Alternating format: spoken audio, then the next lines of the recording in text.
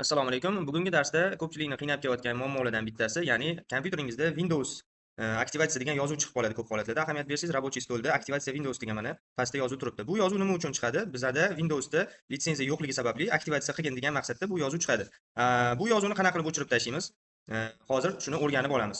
Birinchi navbatda Telegramga kirib, Ustoz Mahmud kanalidan bu faylni yuklab olishimiz kerak bo'ladi. Ya'ni aktivatsiya qilish uchun mo'ljallangan faylni yuklab olamiz. Demak, yuklashni boshladik. Ana endi yuklab bo'lganimizdan so'ng bu faylni mishkani o'ng tomonini bosamiz va bu yerdan открыть папка с файлом degan joy, ya'ni qaysi papkaga yuklanganini topib olishimiz kerak bo'ladi. Shuni bosamiz.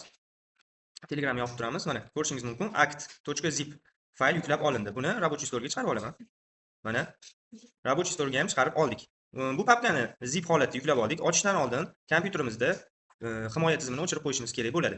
Buning uchun Windows tugmasini bosamiz.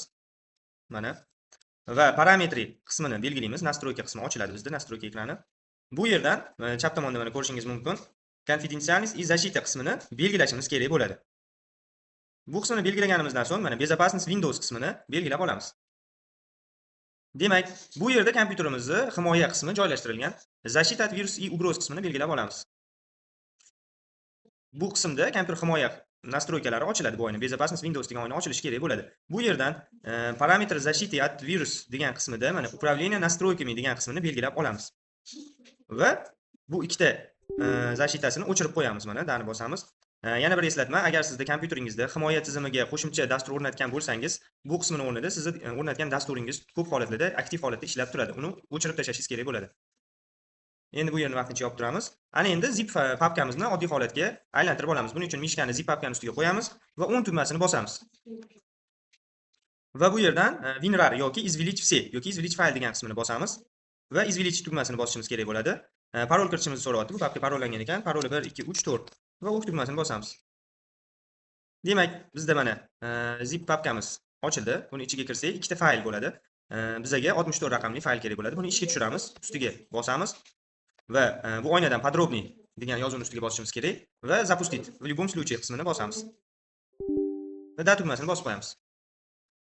Aktivlashtiruvchi dasturimiz ishga tushdi. Ko'rib turganingizdek, mana aktivировать Windows belgisi turibdi. Shuni ustiga bir marta bossak, kompyuterimizdagi Windows tizimini aktivlashtirishni boshlab yuboradi. Bu biroz vaqt oladi, biroz kutib turishingiz kerak. Chiqqan oynaga da tugmasini bosib qo'yasiz faqat.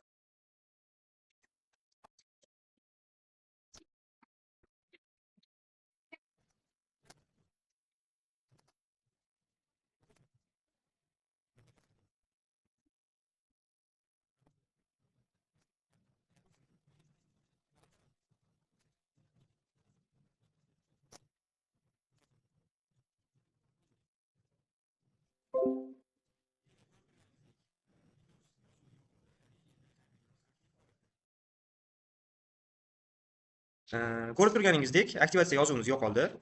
Endi bo'lsa oynalarni yopamiz va himoya tizimini qaytadan yoqib qo'yish yodingizdan chiqmasin.